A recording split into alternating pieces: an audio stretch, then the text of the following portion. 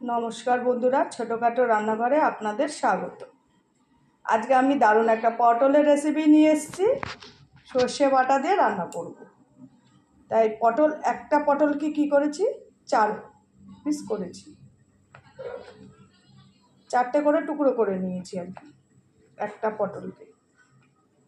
তাহলে কিভাবে রান্না করি চলুন। পটলটা রান্না করার জন্য একটা মশলা তৈরি করে নেব। সেটা হচ্ছে পরিমাণ মতো একটা পেঁয়াজ কুচিয়ে নিয়েছি, মানে মাঝারি সাইজের।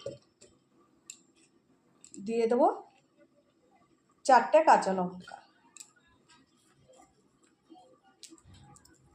আর দিয়ে দেবো 4-5 টুকরো রসুন, আর দিয়ে দেবো সাদা সর্ষে পরিমাণ মতো, আর দিয়ে দেবো একটা টমেটো।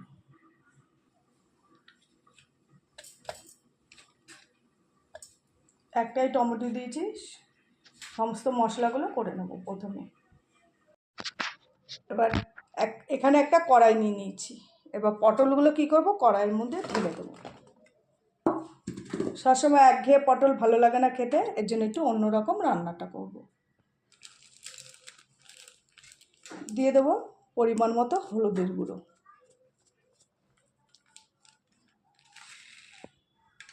দিয়ে দেবো পরিমাণ মতো লঙ্কার গুঁড়ো,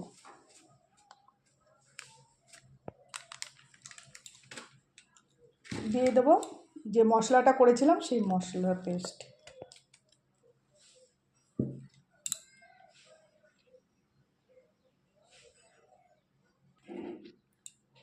দিয়ে দেবো পরিমাণ মতো লবণ,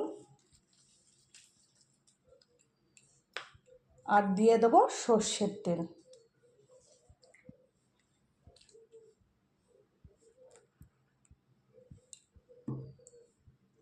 আর দিয়ে দেবো পরিমাণ মতো চিনি।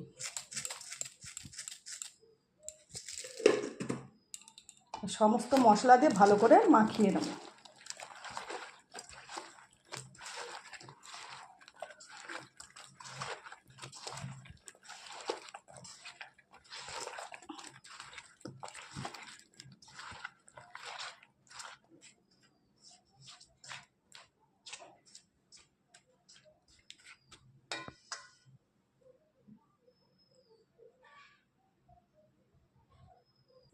এবারে একটা ঢাকনি দিয়ে এটা ঢেকে দেবো। এবার গ্যাসের আগুন জ্বালিয়ে হালকা আঁচে এটাকে রান্না করব। চলুন, এদিকে গ্যাস জ্বালিয়ে দিয়েছি। এবার কি করব, হালকা আঁচে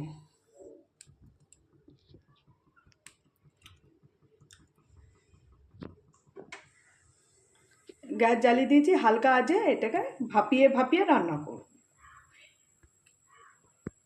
কিছুক্ষণ ভাপানো হবে, আবার ঢাকনি তুলে একটু নেড়ে চেড়ে দেবো, আবার কিছুক্ষণ ভাপবে, আবার ঢাকনি তুলে নেড়ে দেবো। এইভাবেই পটলটা আমি রান্না করব। তা কিছুক্ষণ পর আবার ঢাকনি তুলে নেড়ে দেবো, ততক্ষণ পটলটা হতে থাকুক। এবার ঢাকনি তুলে দেখে নেব।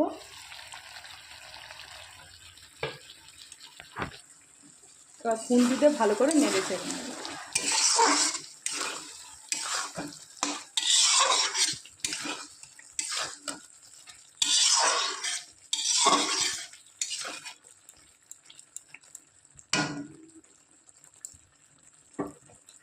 আবার ঢাকনিটা দিয়ে ঢেকে দেবো। আবার 10 মিনিট মতো হবে, তারপর আবার নেড়ে চেড়ে দেবো। দেখুন বন্ধুরা, আমি ঢাকনিটা তুলে দিয়েছি, ক্যামেরাটা অন করিনি। দেখুন কত সুন্দর হয়েছে। একদম এরকম একটু পোড়া পোড়া হবে, খেতেও টেস্ট লাগে। কিন্তু এরকম করে সর্ষে বাটা দিয়ে ভাপিয়ে ভাপিয়ে রান্না করলে খেতে কিন্তু অসাধারণ লাগে। প্রায় আমার হয়ে এসছে, একটু ধনেপাতা কুচি দিয়ে নামিয়ে নেব। আর একটু হোক। বন্ধুরা, পটল আমার রান্না হয়ে গেছে। এবার দিয়ে দেবো ধনেপাতা কুচি। ধনেপাতা কুচি দিয়ে এবার আমি নামিয়ে নেব।